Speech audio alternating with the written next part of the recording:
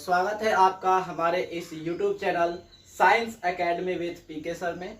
तो आज के इंग्लिश ग्रामर की क्लास में हम लोग पढ़ने वाले हैं रिमूवल ऑफ टू। क्या होता है removal of too? Removal of too से कॉम्पिटिटिव एग्जाम में लगभग 2 से 4 क्वेश्चन नॉर्मली पूछे जाते हैं और बिहार बोर्ड वाले एग्जाम में भी नॉर्मली इसे 1-2 क्वेश्चन आते ही आते हैं। ठीक है, तो समझेंगे क्या होता है रिमूवल ऑफ टू। टू का मतलब क्या होता है उससे पहले ये समझ लेते हैं। टू का मतलब होता है मोर देन रिक्वायर्ड, आवश्यकता से अधिक। TOO का अर्थ होता है आवश्यकता से अधिक, यानी किसी भी सेंटेंस में किसी गुण या दोष की उचित से अधिक मात्रा को दर्शाने के लिए TOO का यूज किया जाता है, जिसका अर्थ होता है जरूरत से ज्यादा। ठीक है ना, ध्यान दीजिएगा। Meaning of too is equal to what? More than required, आवश्यकता से अधिक। हमने कुछ एग्जांपल लिख रखे हैं, जैसे he is too weak to walk. He is too weak to walk मतलब कि वह इतना कमजोर है कि टहल नहीं सकता। वह इतना कमजोर है कि टहल नहीं सकता। The tea is too hot, चाय जरूरत से ज्यादा गर्म है। ठीक है, he is too dull for a sportsman मतलब वह इतना सुस्त है कि एक खिलाड़ी नहीं बन सकता, एक खिलाड़ी नहीं हो सकता। ठीक है ना, तो कहता है कि TOO का प्रयोग जो है किसी सेंटेंस में उसके गुण या दोष की अतिशयता को दर्शाने के लिए, उचित से अधिक मात्रा को दर्शाने के लिए किया जाता है और इसके अर्थ को बिना चेंज किए, इसके अर्थ को बिना बदले टू को हटाने की प्रक्रिया ही रिमूवल ऑफ टू कहलाती है। वही चीज आपको यहाँ पे लिखा हुआ है कि ऐसे वाक्यों में टू का प्रयोग किसी गुण या दोष की अतिशयता को व्यक्त करने के लिए किया जाता है, इसके अर्थ को बदले बिना, यानी इसका मीनिंग भी चेंज नहीं होना चाहिए जो सेंटेंस लिखा हुआ है, तो उसके अर्थ को बिना बदले टू को हटाने की प्रक्रिया ही क्या कहलाती है? रिमूवल ऑफ टू कहलाती है। रिमूव का मतलब ये होता है हटा देना, ठीक है, और टू तो समझ ही रहे उसका मतलब क्या होता है? आवश्यकता से अधिक, यानी कि टू को हटाने की प्रक्रिया ही रिमूवल ऑफ टू कहलाती है। ध्यान रहे सेंटेंस का मीनिंग भी चेंज नहीं होना चाहिए। तो चलिए फटाफट आप इसको नोट कर लीजिएगा और हम लोग देखते हैं कि रिमूवल ऑफ टू यानी टू को कैसे रिमूव किया जाएगा। उसके लिए कुछ नियम है, वो नियम हम लोग पढ़ेंगे। इसको नोट डाउन कर लीजिए। चलिए देखते हैं अपना फर्स्ट नियम। हमारा फर्स्ट रूल है रिमूवल ऑफ टू का क्या? ही इज या was too weak to walk. यहाँ पे इज या वाज मैंने इसलिए लिखा हुआ है कि इज आपका प्रेजेंट टाइम को दर्शाता है, प्रेजेंट को, और वाज जो है आपका पास्ट को दर्शाता है। ठीक है ना, तो यहाँ पे इज के जगह पर एम और आर भी हो सकता है जो प्रेजेंट का हेल्पिंग वर्ब है, और वाज के जगह पे आपका वेयर भी हो सकता है जो कि पास्ट का हेल्पिंग वर्ब है। ठीक है ना, तो प्रेजेंट का हेल्पिंग वर्ब रहेगा तो कुछ और नियम लगेगा, पास्ट का हेल्पिंग वर्ब रहेगा तो कुछ और लगेगा, थोड़ा सा चेंजिंग बस। ठीक है, तो ध्यान देंगे इस रूल को। आपका सेंटेंस का फॉर्म इस तरह से दिया रहेगा तो आप इसको इस फॉर्म में बनाएंगे, ही इज या was too weak to walk. तो आपको जो सब्जेक्ट रहेगा वो सब्जेक्ट सेम टू सेम लिखना है, जो हेल्पिंग वर्ब रहेगा वो सेम टू सेम लिखना है। टू को आपको चेंज कर लेना है, टू को हटा देना है, रिमूव कर देना है, उसके जगह पर क्या लाना है? सो लाना है। टू के जगह पर सो आ जाएगा, वीक का हो जाएगा सेम टू सेम वीक, और इस टू के जगह पर आपको दैट लिखना है। इस टू के जगह पर क्या लिखना है? दैट लिखना है। और इसके बाद ये कहां से आया? तो ध्यान दीजिए, ये आपका जो सब्जेक्ट रहेगा यही सब्जेक्ट यहां पे आएगा। यदि सब्जेक्ट के जगह पे कोई नाउन आ जाए तो उस नाउन का जो प्रोनाउन होगा वो प्रोनाउन यूज करेंगे। जैसे कि कोई लड़का का नाम आ गया तो ही यूज करेंगे, लड़की का नाम आ गया तो सी यूज करेंगे, किसी वस्तु का नाम आ गया तो इट यूज करेंगे। ठीक है, तो इस प्रकार से यहाँ पे जो सब्जेक्ट रहेगा उसी सब्जेक्ट को यहाँ पे प्रोनाउन के रूप में यूज करेंगे। उसके बाद कैन नॉट या कुड नॉट का प्रयोग करेंगे। कैन नॉट का प्रयोग कब करेंगे? जब यहाँ पे प्रेजेंट का हेल्पिंग वर्ब हो तो कैन नॉट लगाएंगे, और जब यहाँ पे पास्ट का हेल्पिंग वर्ब हो तो यहाँ पे कुड नॉट का यूज करेंगे। उसके बाद टू के बाद जो अदर वर्ड लिखा हुआ रहता है उस अदर वर्ड को यहाँ सेम टू सेम नोट कर दिया जाएगा। ठीक है, तो चलिए देखते हैं कि इसका एग्जाम्पल है आपका फर्स्ट नंबर। कहता है Sita is too slow to win the race. Sita is too slow to win the race. ठीक है, तो क्या बनाएंगे इसका, सीता का चुपचाप सीता लिख देंगे, इज है तो इज, इस टू को रिमूव करना है, टू को हटा के क्या लगाएंगे, सो, स्लो है तो स्लो, इस टू के जगह पर क्या आता है, दैट आ जाएगा यहाँ, दैट, और उसके बाद जो सब्जेक्ट लेना है वो यहां से उठाना है। यहाँ पे देखिए एक नाउन आया है, जिस लड़की का नाम है, इसका प्रोनाउन क्या हो जाएगा, तो सी हो जाएगा, और सी यहाँ पे देखिए हेल्पिंग वर्ब प्रेजेंट में है, सो यहाँ पे कैन नॉट यूज होगा, तो सी कैन नॉट, अदर वर्ड क्या था, विन द रेस, तो हो जाएगा विन द रेस। क्लियर है। इसी प्रकार दूसरा एक और एग्जांपल लेते हैं। दूसरा एग्जांपल है आपका, I was too weak to play, I was too weak to play, ठीक है। तो इसका क्या बनेगा, I same to same note down कर लेंगे यहाँ पे, आई हेल्पिंग वर्ब जस्ट का तस, वॉज, टू को रिमूव करके क्या लगाएंगे, सो, उसके बाद हो जाएगा weak, I was so weak, और यहाँ पे कौन सा सब्जेक्ट आएगा, तो जो सब्जेक्ट यहाँ है वही सब्जेक्ट, सॉरी टू के जगह पर पहले दैट आएगा, उसके बाद जो सब्जेक्ट यहाँ है वही सब्जेक्ट आप यहाँ ले आइए, आई। ध्यान दीजिए यहाँ पे कौन सा हेल्पिंग वर्ब है, पास्ट फॉर्म का, तो यहाँ पे कैन नॉट यूज ना हो करके कुड नॉट यूज होगा, तो आई कुड नॉट, आप इसको शॉर्ट फॉर्म में कुडंट भी लिख सकते हैं, ओके। तो आई कैन नॉट प्ले, ठीक है, आई कैन नॉट प्ले। चलिए एक और एग्जांपल देख लेते हैं, आपका एग्जांपल नंबर 3 क्या कहता है कि the news is too good to be true, the news is too good to be true, है ना, यानी न्यूज इतना अच्छा है कि सच हो ही नहीं सकता, है ना, बहुत ज्यादा है। चलिए चांद धरती पे आ गया था का, तो हो जाएगा द न्यूज इज, टू को रिमूव करके क्या लगाएंगे, सो, गुड है तो गुड, इस टू के जगह पर क्या आ जाएगा, दैट। अच्छा ये बताइए, ये एक नॉन लिविंग थिंग है, यानी एक ऐसा नाउन है जो नॉन लिविंग थिंग है, तो इसका प्रोनाउन, द न्यूज का प्रोनाउन क्या बनेगा, इट बनेगा, द न्यूज का प्रोनाउन क्या बनेगा, इट बनेगा। तो यहाँ पे प्रोनाउन हम लोग इट यूज करेंगे, और यहाँ पे देख लीजिए इज यूज हुआ है तो कैन नॉट यूज होगा, it can not, B true है तो be true, it can not be true, ठीक है। तो इस प्रकार से इस फॉर्म पे यदि सेंटेंस दिया हो रहे तो इसका रिमूवल ऑफ टू इस रूप में बनाया जाएगा, जो आपका नीचे लिखा हुआ है। तो ये रूल नंबर 1 कंप्लीट हो गया, ठीक है। तो चलिए इसको नोट डाउन कर लेते हैं, बढ़ते हैं नेक्स्ट नियम की ओर।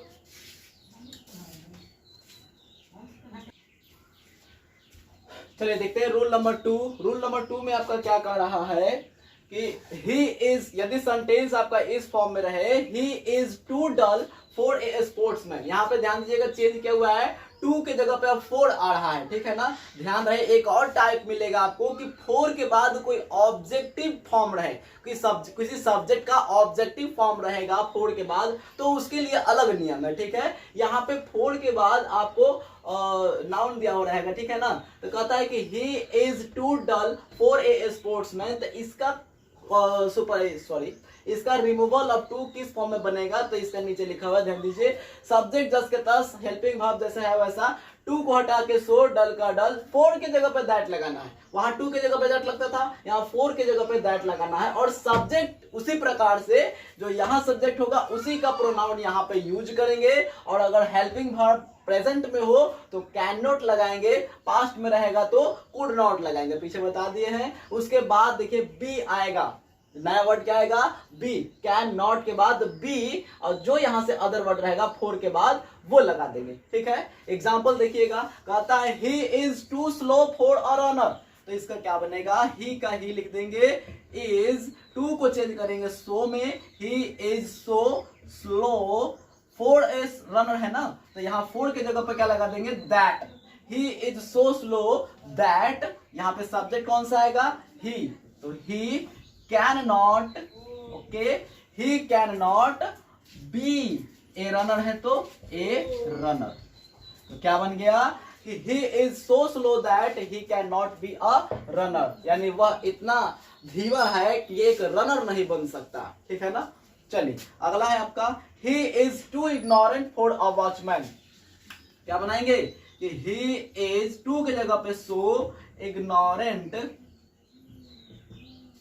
4 के जगह पर आ जाएगा क्या, that, 4 के जगह पर that, उसके बाद सब्जेक्ट कौन सा आ जाएगा, ही, यहाँ पे लिख लीजिए ही, और कैन नॉट लेगा क्योंकि यहाँ पे प्रेजेंट का हेल्पिंग वर्ब है, तो ही कैन नॉट बी, लगता है ना बी, ए वॉचमैन, ए वॉचमैन, ठीक है ना, यानी वह इतना इग्नोरेंट है, वह इतना लापरवाह है कि एक वॉचमैन नहीं बन सकता। क्लियर है? तो ये आपका रूल नंबर 2 हो गया। जल्दी से इसको नोट डाउन कर लीजिए। हम लोग बढ़ते हैं रूल नंबर 3 में।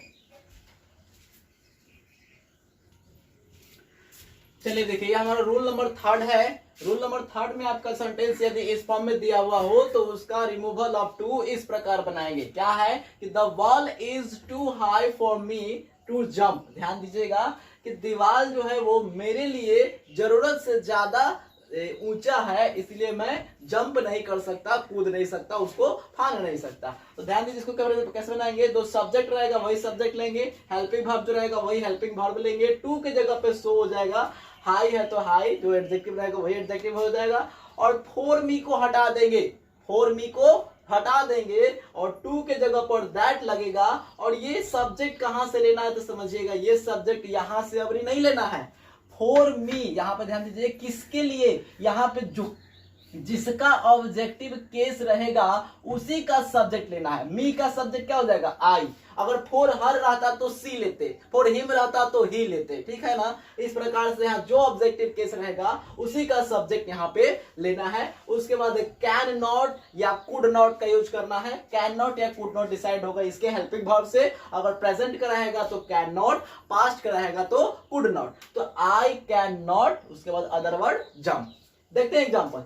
The hat was too small for me to wear. तो क्या बनाएंगे इसका कि the hat was so small, the hat was so small, for me को हटा देंगे, उसके बाद टू के जगह पर दैट।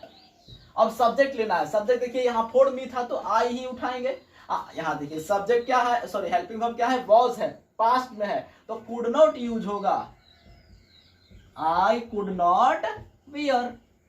ठीक है, आसान है। नेक्स्ट है आपका the tree is too high for me to climb. तो क्या बना देंगे कि the tree is so high, इसको हटा दीजिए, फिर दैट सब्जेक्ट इसका I can not climb. Clear है? यहाँ पे यदि ऑब्जेक्टिव केस दूसरा रहेगा तो सब्जेक्ट भी दूसरा आएगा। क्लियर है ना? तो चलिए इसको नोट डाउन कर लीजिए। हम लोग बढ़ते हैं अपने रूल नंबर 4 की ओर। जल्दी से नोट करिए।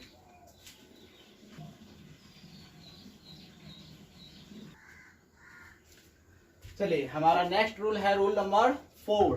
ठीक है, ध्यान दीजिए। कह रहा है the mountain was too high to climb it, यानी कि माउंटेन इतना ऊंचा है कि कोई उसको नहीं चढ़ सकता। यहाँ पे सब्जेक्ट कुछ नहीं दिया है कि किसके लिए है, किसी हर एक के लिए है। ठीक है ना, कोई उसको नहीं चढ़ सकता। तो इसको कैसे बनाएंगे, द माउंटेन वॉज, टू को कर देंगे सो, हाई है तो हाई, टू के बदले में दैट। उसके बाद ध्यान दीजिएगा one can not climb it, कोई उस पर नहीं चढ़ सकता। ठीक है, वन कुड नॉट, सॉरी यहाँ पे हेल्पिंग पास्ट में सो कुड होगा, अगर प्रेजेंट में रहता तो कैन ही होता। ठीक है ना, तो one could not climb it, या हम इसको दूसरे फॉर्म में भी यहां से चेंज कर सकते हैं, that no one could climb it. ठीक है, यहाँ पे कुड नॉट को एक में मिला के यहाँ नो वन कुड कर दिया। ठीक है, तो आप इस तरह से बना सकते हैं, इस तरह से भी बना सकते हैं। देखिए example, the sun is too hot to go out. यहाँ पे नहीं दिया ना कि फॉर मी या फॉर क्या, अभी पीछे वाले रूल में हमने देखा कि फॉर मी करके दे रहा था, लेकिन इसमें नहीं दे रहा है। तो यदि दोनों में सब्जेक्ट कहीं नहीं दिया हुआ हो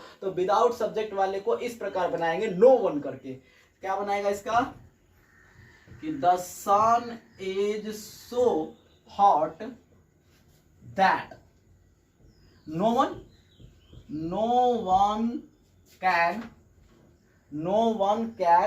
या इस वाले पे बन रहा है no one can go out, या यहां से आप चेंज कर सकते हैं, पूरा ही लिख देता हूं और करके, the sun is so hot that one can not go out. जो आसान लगे वो बनाइए। फिर आपका है कि the sight was too dreadful यानी सो ड्रेडफुल, बहुत डरावना है, सो ड्रेडफुल दैट, ध्यान दीजिएगा, that one can not be seen, कोई उसे देख नहीं सकता। साइट यानी कि दृश्य इतना भयावह है, भयानक है कि कोई उसको देख नहीं सकता। तो ये आपका रूल नंबर 4 कंप्लीट हो गया। चलिए अब बढ़ते हैं रूल नंबर 5 की ओर। नोट डाउन कर लीजिए इसको जल्दी से। चलिए आपका लास्ट रूल है, रूल नंबर 5 कहता है the tea is too hot. ठीक है, यहीं पे अगर इसके बाद यदि टू दे के कुछ और देता तो इसका नियम मैंने बता दिया। ठीक है, यदि यहाँ पे ही छोड़ देगा कि the tea is too hot, तो इसको कैसे बनाएंगे सीखिएगा।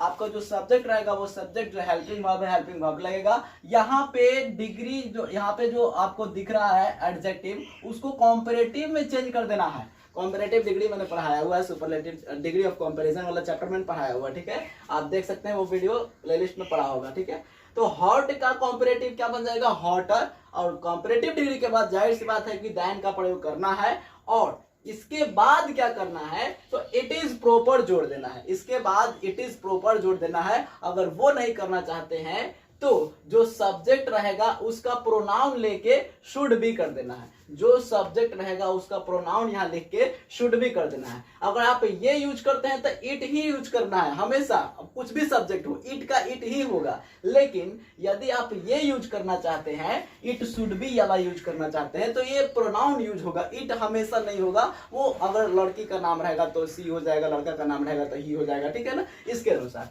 जैसे एग्जाम्पल देखते हैं, ही इज टू वीक, इसके क्या बनेगा, तो ही इज वीक का हो जाता है क्या, वीकर। ही इज वीकर, उसके बाद देन, और it is proper, it is proper. अगर इसी को आप दूसरे तरीके से बना सकते हैं, he is weaker then, subject क्या है, ही शुड बी। ठीक है, इसका मतलब ये हो गया कि वह इतना ज्यादा कमजोर, मतलब वो जरूरत से ज्यादा कमजोर है, यानी कि वह इतना कमजोर है जितना उसको होना चाहिए था। सॉरी, वह जितना वो कमजोर है वो उससे भी ज्यादा, जितना कमजोर उसको होना चाहिए उससे वो ज्यादा कमजोर है। ठीक है ना, इट इज प्रॉपर, मतलब सामान्यतः उसको जितना होना चाहिए उससे भी वो क्या है, ज्यादा कमजोर है, अर्थात जरूरत से ज्यादा कमजोर है। ठीक है ना, ही रन्स टू फास्ट, यानी जरूरत से ज्यादा फास्ट दौड़ता है, तो हो जाएगा ही रन्स। ठीक है, फास्ट का क्या हो जाएगा, faster. He runs faster than it is proper, it is proper. और इसी को आप दूसरा तरीके से बना सकते हैं कि ही रन्स फास्टर देन, यहां पे ही हो जाएगा, ध्यान दीजिएगा ये देन है, he should be. Okay, clear. तो इस प्रकार से आपका रिमूवल ऑफ टू का ये चैप्टर आज कंप्लीट हो गया है। ठीक है, आप अपने बुक में ऑक्सफोर्ड करंट इंग्लिश ग्रामर के बुक में आप रिमूवल ऑफ टू का एक्सरसाइज बना सकते हैं। अगर कोई भी क्यूरी आती है, कोई भी प्रॉब्लम आता है, कमेंट बॉक्स में आप लिख सकते हैं, या आपको सामने नंबर ब्लिंक हो रहा होगा, उसमें भी आप कमेंट करके पूछ सकते हैं या क्वेश्चन पूछ सकते हैं। ठीक है, तो आज के लिए इतना ही रहने देते हैं। आप अपने घर पे इसको प्रैक्टिस करें और ऑक्सफोर्ड करंट इंग्लिश ग्रामर वाले बुक से एक्सरसाइज को कंप्लीट कीजिए। ठीक है, तो चलिए मिलते हैं नेक्स्ट क्लास में नेक्स्ट टॉपिक के साथ। तब तक के लिए बाय बाय।